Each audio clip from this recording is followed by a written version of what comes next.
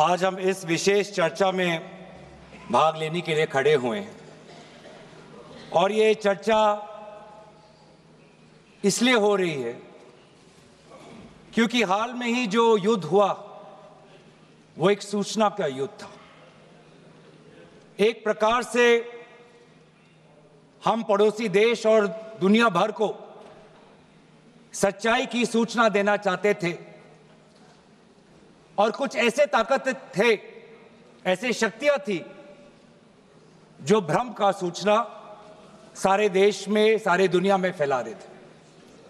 और इसीलिए इस चर्चा का विशेष मांग यह है कि आज सच्चाई सदन में आनी चाहिए, सच्चाई पहलगाम की आनी चाहिए, सच्चाई ऑपरेशन सिंदूर की आनी चाहिए, सच्चाई विदेश नीति की आनी चाहिए।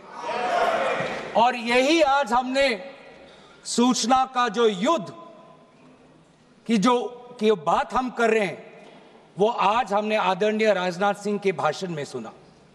बहुत से सूचनाएं दी उन्होंने, बहुत से जानकारी दी, लेकिन रक्षा मंत्री होने के नाते ये नहीं कहा कि पहलगाम में दहशतगर्द कैसे आए, ये नहीं कहा कि बेसारन में जहां पर 1000 लोग जाते हैं, खुशियां मनाते हैं, कैसे 5 दहशतगर्द वहां पर जाकर 26 लोगों की गोलियों से छलनी करते हैं। ये बात, ये सूचना रक्षा मंत्री ने नहीं दी।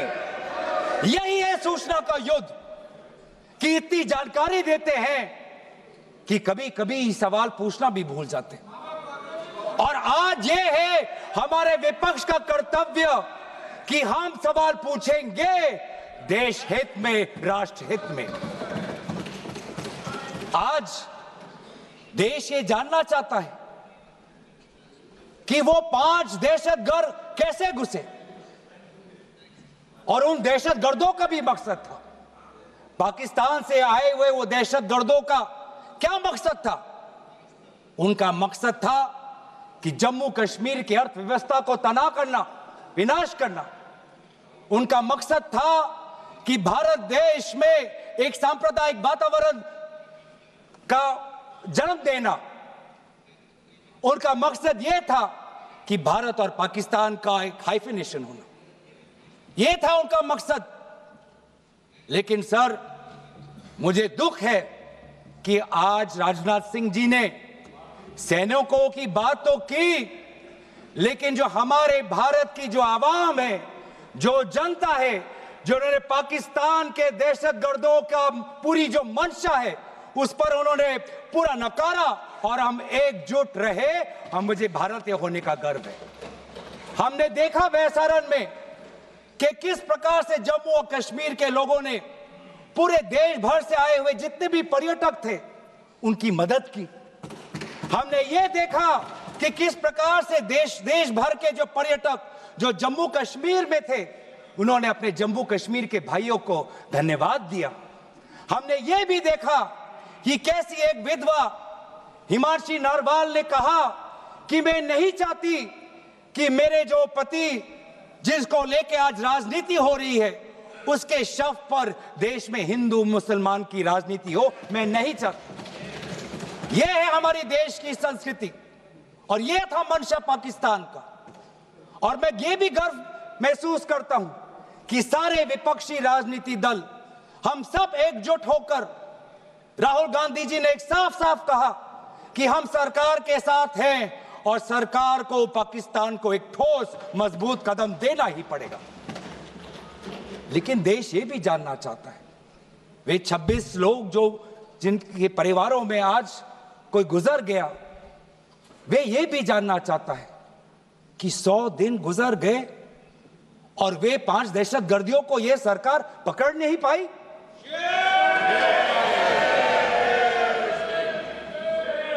देश के वो लोग ये भी जानना चाहते हैं कि ये जो 5 दहशतगर्दे थे, दहशतगर्दी जो आए टेररिस्ट, निश्चय इनको किसी ने पनाह दी, निश्चय इनको किसी ने जानकारी दी, निश्चय ये पूरा जो 1 घंटा का जो उन्होंने गोला बारूदी की, उसके बाद ये फरार हो गए। उनको फरार होने में भी किसी ने उनकी मदद की, और आज भी ये 100 दिन हो गए और सरकार के पास कोई जवाब नहीं।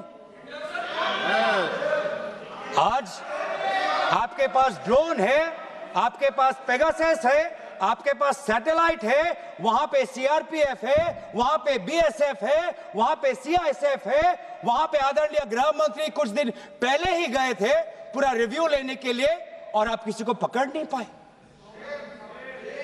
ये कैसी है, ये कैसा बंदोबस्त? आपने कहा कि आर्टिकल 370 के चले जाने के बाद जम्मू कश्मीर सेफ है, जम्मू कश्मीर में आइए, लोग आए, लोगों ने अपने आप को सुरक्षित महसूस किया, लेकिन बेसारन में देखा कि कितने वो निहत्थे थे, कितने वो असहाय थे, कि लगभग 1 घंटा लगा एक एम्बुलेंस उनके पास पहुंचने के लिए। पुलिस पर अगर आर्मी भी आई तो चल के आई। और सर, मैं वो नजारा भूल नहीं सकता, एक मां और एक बेटी चल के नीचे आ रही थी, एक भारत के सिपाही को देखा और सिपाही को देखकर वो रो पड़े, खुशी से नहीं, डर से, क्योंकि उनको लगा कि वे दहशतगर्द जिन्होंने सिपाहियों का यूनिफॉर्म पहनकर वहां पर लोगों को मारा, आज वही दहशतगर्द आज पहाड़ के नीचे उनका इंतजार कर। उस भारत के सिपाही को कहना पड़ा कि मैं भारतीय हूं, तुम डरो मत, मैं भारतीय हूं, तुम सेफ हो, सुरक्षित हो। ऐसा दहशत उन्होंने महसूस किया। इस दहशत के ऊपर, इस डर के ऊपर आदरणीय राजनाथ सिंह एक शब्द तो कहते, आप एक शब्द तो कहते, ये आपकी भी जिम्मेवारी है राजनाथ जी, ये आपकी भी जिम्मेवारी है, रक्षा मंत्रालय का भी जिम्मेवारी है। बार बार हम ये देख रहे हैं सर कि आदरणीय गृह मंत्री जाते हैं, कहते हैं कि बहुत अच्छा बंदोबस्त हो गया है, टेररिज्म के हमने उनकी रीढ़ की हड्डी तोड़ दी, तब भी उरी होता है, तब भी बालाकोट, तब भी पुलवामा होता है, तब भी पहलगाम होता है। अंत में जाके जिम्मेवारी कौन लेता है? जम्मू कश्मीर के लेफ्टिनेंट गवर्नर नहीं। अगर जिम्मेवारी किसको लेनी पड़ेगी तो आदरणीय गृह मंत्री आपको लेनी पड़ेगी, नैतिक जिम्मेवारी आपको लेनी पड़ेगी। आप लेफ्टिनेंट गवर्नर के पीछे नहीं छुप सकते, आप लेफ्टिनेंट गवर्नर के पीछे ये केंद्र सरकार नहीं छुप सकती, क्योंकि गृह मंत्री खुद वहां पे थे कुछ ही हफ्ते पहले, खुद उन्होंने सिक्योरिटी का रिव्यू लिया कि आपके पास जानकारी नहीं थी। और सर, ये सरकार इतनी कमजोर, ये सरकार इतनी बुज़दिल कि आज उन्होंने इस सर में, क्योंकि उन्होंने अगर इसका किसी का दोष दिया तो टूर ऑपरेटर्स को दोष दिया कि टूर ऑपरेटर्स बिना अनुमति के द्वारा, बिना लाइसेंसेस के द्वारा लोगों को बेसहारन ले जा रहे, हमें तो पता ही नहीं था। ये है इनका कारण, ये बताना चाहते हैं। तो सर, यही तो दुख की बात है कि कहीं ना कहीं एक सरकार में एक अहंकार आ चुका है। इंटेलिजेंस और सिक्योरिटी जो फ्रेमवर्क है, एस्टैब्लिशमेंट है, जो लोग हैं जो निर्णय लेते हैं इंटेलिजेंस और सिक्योरिटी की, आज उनमें एक अहंकार आ गया है कि चाहे जितनी भी बड़ी गलती हो उन पर कोई सवाल नहीं उठा सकता। लेकिन आज हम सवाल उठा रहे हैं, आज हम सवाल उठा रहे हैं, आज हम सवाल उठाएंगे। प्रधानमंत्री मोदी जी, आपको, आप सऊदी अरब में थे, आप जब वापस आते आपका पहला नैतिक कर्तव्य होता कि पहलगाम आप जाते, लेकिन आप पहलगाम नहीं गए, एक सरकारी कार्यवाही के लिए आप बिहार गए और चुनावी भाषण दिया। देश के मुखिया सऊदी अरब में थे, पूरा कार्यक्रम उन्होंने संपूर्ण किया, वापस आए और वो पहलगाम भी नहीं जा पाए और बिहार में जाके चुनावी भाषण दे रहे हैं। अगर पहलगाम में कोई गया तो हमारा नेता राहुल गांधी गया। अगर पहलगाम में जो लोगों की मृत्यु हुई उनके लिए अगर शहादत की मांग कोई कर रहा है तो हमारा दल का नेता राहुल गांधी कर रहा है। राहुल गांधी जी बादामी आर्मी के कंटोनमेंट में गए। सर मैं बोलूं? Sir house in order. Sir house in order में लाइए। Sir house is not in order में रहेगा सर। टाइम लेकिन आप तथ्यों पे बोलें, गलत सूचनाएं नहीं दे सदन में, गलत सूचनाएं नहीं मत दे। हम बोलिए इसके ऑर्डर में लाइए सर। कोई सदन में गलत तथ्य नहीं रख सकते आप। सर मैं बोलूं सर कैमरा आएगा मेरे पे। धन्यवाद। आदरणीय अध्यक्ष महोदय, आदरणीय अध्यक्ष महोदय, अब बात आती है ऑपरेशन सिंदूर की।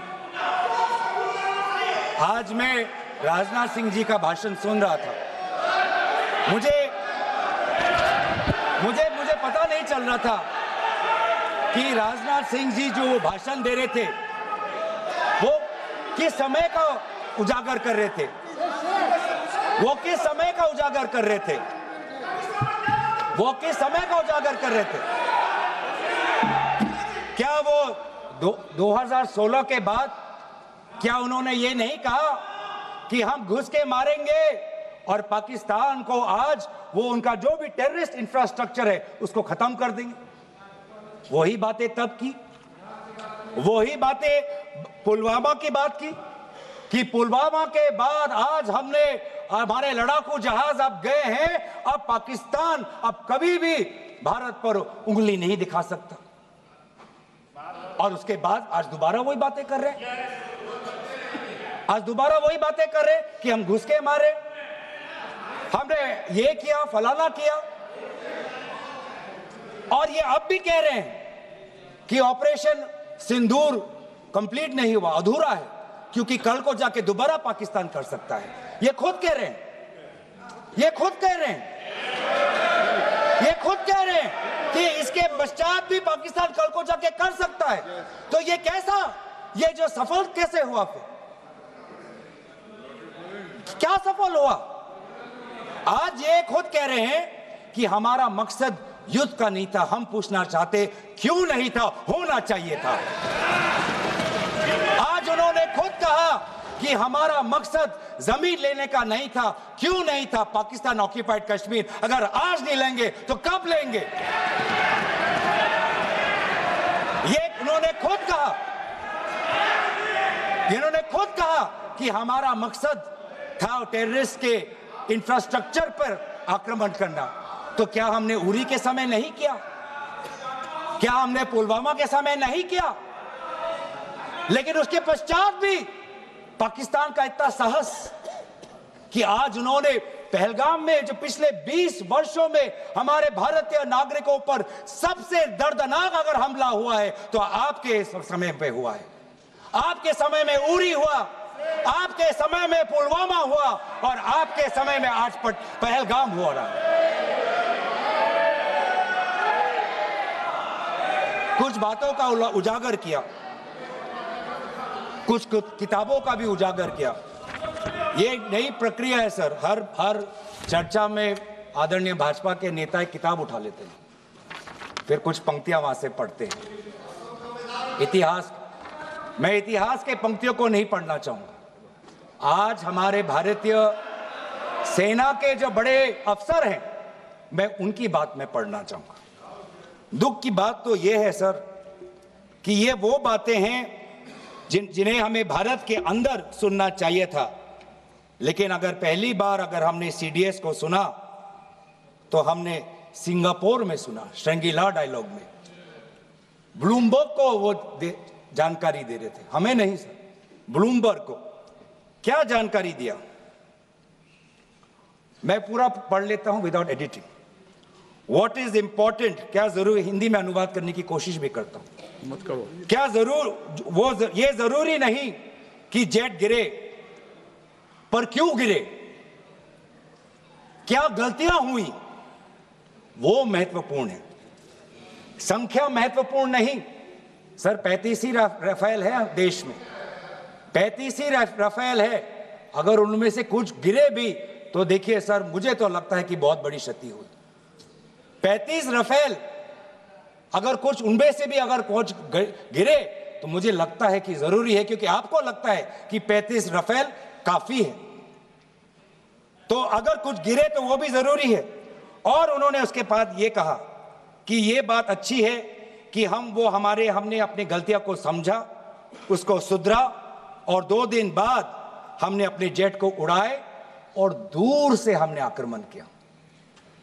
सर, ये मैं थोड़ी जानकारी चाहूंगा। हमारे पास जो हमें संदेश मिलता है कि दुनिया के सबसे बढ़िया और बेहतरीन लड़ाकू जहाज हमारे पास है, सबसे बेहतरीन पायलट हमारे पास है, तो सीडीएस को ऐसा क्या कहना पड़ा, ऐसा क्या परिस्थितियां हैं कि हमारे पायलट हमारे लड़ाकू जहाज क्लोज रेंज में नहीं जा सकते, उनको दूर से ही फायर करना पड़ता? ये क्या है? ये क्या पाबंदी है? ऐसी ये क्या पाबंदी है कि सीडीएस को ये कह रहे हैं कि हमारे लड़ाकू जहाज ने पहले दिन गलतियां की, गलतियां हमने सुधारी और दूर से हमने आक्रमण किया? क्या हम पास से नहीं कर सकते? ये जानकारी हमें दे। हम ये जानना चाहते हैं कि lieutenant general Rahul R Singh ने सदन के अंदर नहीं, सांसदों को नहीं, राजनीतिक दलों के फ्लोर लीडर्स को नहीं, फिक्की में जाके कहा, क्या कहा उसका भी मैं हिंदी में अनुवाद करता हूं कि पाकिस्तान तो सिर्फ फ्रंट पे था और पाकिस्तान के पीछे चाइना उनके पूरी तरीके से समर्थन कर रहा है। ऐसी कोई आश्चर्य की बात नहीं होनी चाहिए, क्योंकि पिछले 5 वर्षों में लगभग 80% मिलिट्री हार्डवेयर पाकिस्तान को सिर्फ पूरा चाइना से मिल रहा है। तो सर, मैं आज पूछना चाहूंगा आदरणीय राजनाथ सिंह जी से, जो सरकार चीन को लाल आंख दिखाने की बात करती है, एक बार भी आपने चीन का उजागर अपने भाषण में क्यों नहीं किया? आर्मी कर रही है,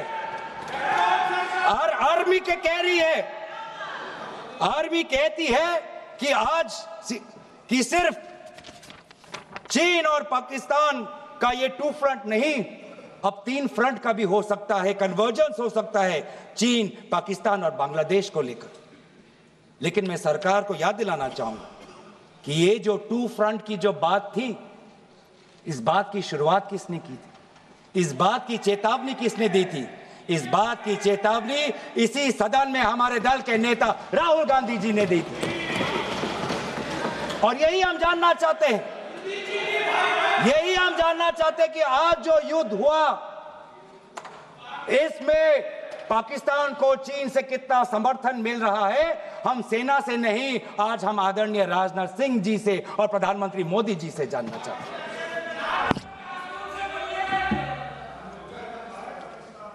और सर, इंडोनेशिया में जो डिफेंस अटैचे है, उसने तो ताज्जुब की बात कह दी।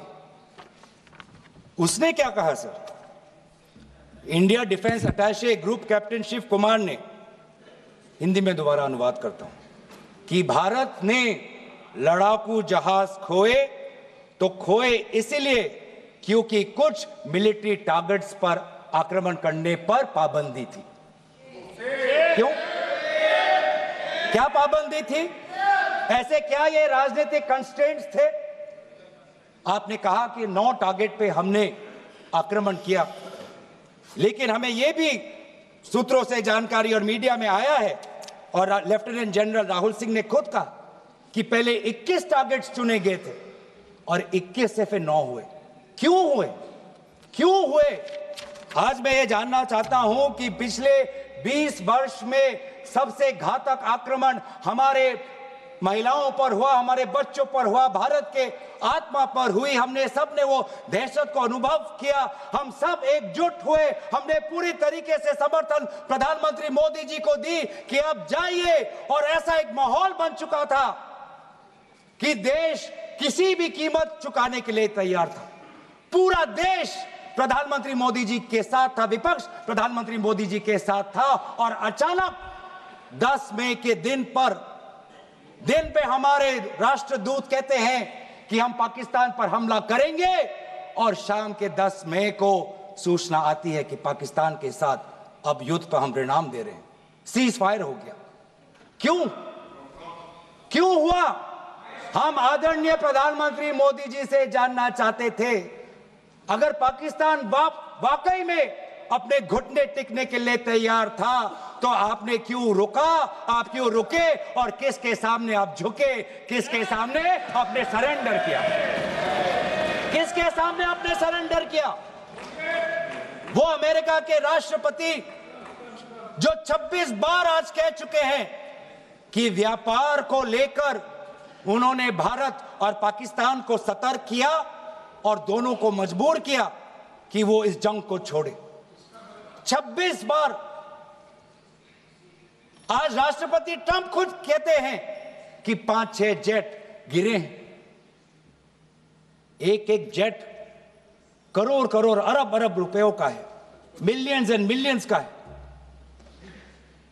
इसलिए हम जानना चाहते हैं, आज हमें स्पष्ट रूप से आदरणीय राजनाथ सिंह जी बताएं, देश पर विश्वास करें, देश में वो साहस है सच्चाई सुनने की। आज आप बताएं कितने लड़ाकू जहाज गिरे? हमारे में वो साहस है, क्योंकि ये सूचना, ये सच्चाई सिर्फ देश के नागरिकों के लिए नहीं, ये सूचना, ये सच्चाई हमें देश के जवानों को भी देना है। आज उनसे भी झूठ कहा जा रहा है, उनके बीच में भी भ्रम फैलाया जा रहा है। हम उनकी जो सच्चाई है आज हम सदन के अंदर लाना चाहते हैं। और सर, बात में आती है विदेश नीति की। किस मुंह से हम कहें कि विदेश नीति आज सफल हुआ है? किस मुंह से कहें? ये आदरणीय राजनाथ सिंह जी, शंगीला में जो डायलॉग हुआ, उस डायलॉग में जो ड्राफ्ट जो आया, जिसको भारत सरकार ने नकारा, वो ड्राफ्ट बनाने में हमारे ही कुछ सहयोगी देश थे, जिनका नाम मैं नहीं लेना चाहूंगा। लेकिन ऐसे देश जिसको हम परंपरागत दोस्त हम मानते हैं, ट्रेडिशनल एलाइज मानते हैं, आज उन्होंने भी इंडिया और पाकिस्तान को हाइफिनेट कर दिया। और आप ये शब्दों के खेल से आप खुश हो कि ब्राजील के डॉक्यूमेंट में पाकिस्तान, ये जम्मू कश्मीर का पाकिस्तान का भी नहीं, ब्राजील के डॉक्यूमेंट में सिर्फ जम्मू कश्मीर में जो दहशतगर्दी हुई उसी की निंदा हुई, पाकिस्तान की निंदा नहीं हुई। पर आप उससे खुश हो? अगर आप उससे खुश हो तो मैं जानना चाहूंगा, जो $1 बिलियन का आर्थिक सहायता IMF ने दिया पाकिस्तान को, उस पर आपको क्या कहना है? हम जानना चाहेंगे, जो ADB एशियन डेवलपमेंट बैंक से 800 मिलियन का आर्थिक सहायता जो मिलेगा पाकिस्तान को, आज भारत उस पर क्या रवैया? वर्ल्ड बैंक का जो $40 मिलियन आ रहा है, और ये पैसा किसको जाएगा सर? पाकिस्तान की नेतृत्व उनकी जनता या उनकी चुनी हुई सरकार नहीं, पाकिस्तान की सरकार का जो रिमोट कंट्रोल है वो पाकिस्तान की सेना के पास है। तो ये सारा पैसा वहीं जाएगा जहां पर हमने मिसाइल गिराई। तो क्या इतना भी हम नहीं कर पाए? क्या इतना भी ताकत नहीं?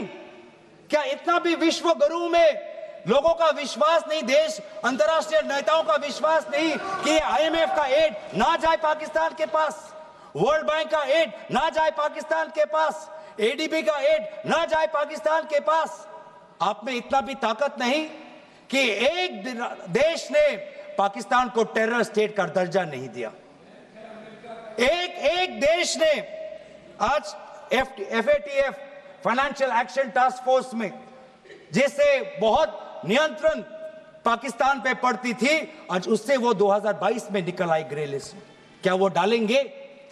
तो इसीलिए आज हम ये मांग करते हैं कि सरकार अब डरिए मत, सच्चाई से डरिए मत।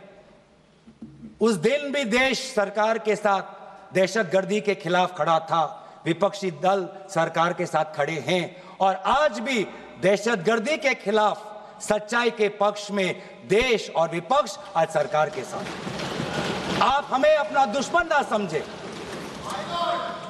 हम सरकार के दुश्मन नहीं हैं, हम अपने देश के पक्ष में बोल रहे हैं, जवानों के पक्ष में बोल रहे हैं।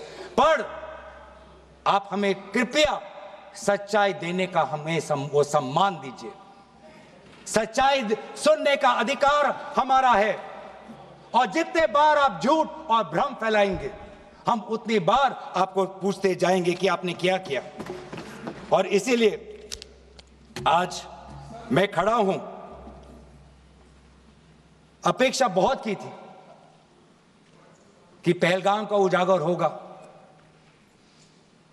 आदरणीय गृह मंत्री नैतिक जिम्मेवारी लेंगे, राष्ट्रीय सुरक्षा सलाहकार नैतिक जिम्मेवारी लेंगे, और प्रधानमंत्री मोदी जी कहेंगे क्यों उन्होंने ऑपरेशन सिंदूर जो अंतिम अंजाम था, हमें तो मीडिया में सुनते हुए ऐसा लगा कि हम कराची में उठेंगे। मीडिया में हमारे भारत की मीडिया जो जिनको सूचना आपसे ही मिलती है, उनका ये सुनने में लगा कि आज तो हम फतह करके ही रहेंगे, लेकिन पता चला कि नहीं, कहीं ना कहीं हमारे पैर डगमगा गए, और जो अंतिम परिणाम था उससे पीछे हम हट गए। हमें पीछे नहीं हटना, हमें आगे बढ़ना है, सच्चाई के साथ, लोकतंत्र के पक्ष में। इन्हीं बातों के साथ मैं अपना पक्ष समाप्त करता हूं। धन्यवाद। जय हिंद।